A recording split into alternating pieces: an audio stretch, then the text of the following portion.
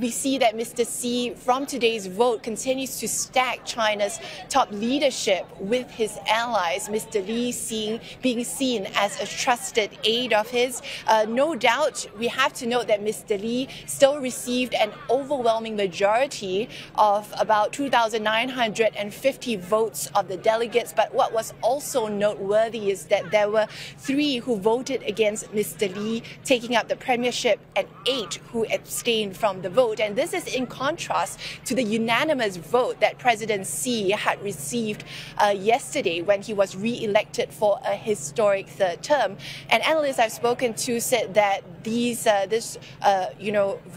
votes against Mr. Li and the abstentions perhaps somewhat symbolic and a sign of who remains firmly in charge here in China, with Mr. Xi being seen as the top leader and the most powerful Chinese leader in decades. But Mr. Li's rise to the premiership now of the world's 2nd largest economy had somewhat been expected. After all, he was the former Shanghai party chief, and many top leaders of China have taken this route, taking up that post as the head of the cosmopolitan financial hub of Shanghai before taking up more important positions in the central government. Mr. Li's premiership was also expected as well after he was promoted to the Communist Party's apex body, the Politburo Standing Committee, last year at a party congress, and was named the number 2 ranking official. But some had been surprised by that appointment, given the handling of Shanghai's lockdown when it was going through,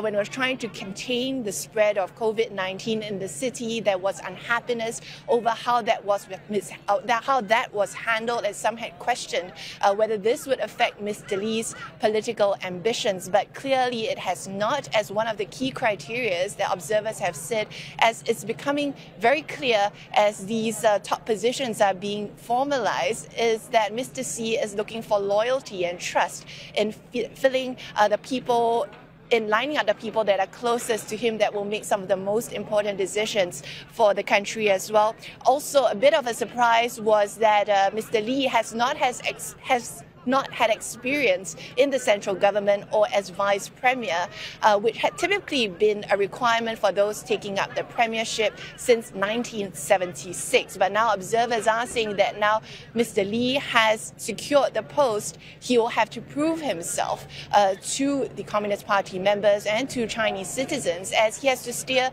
China through very difficult times amid a gloomy economic outlook, as well as those tensions with the United States.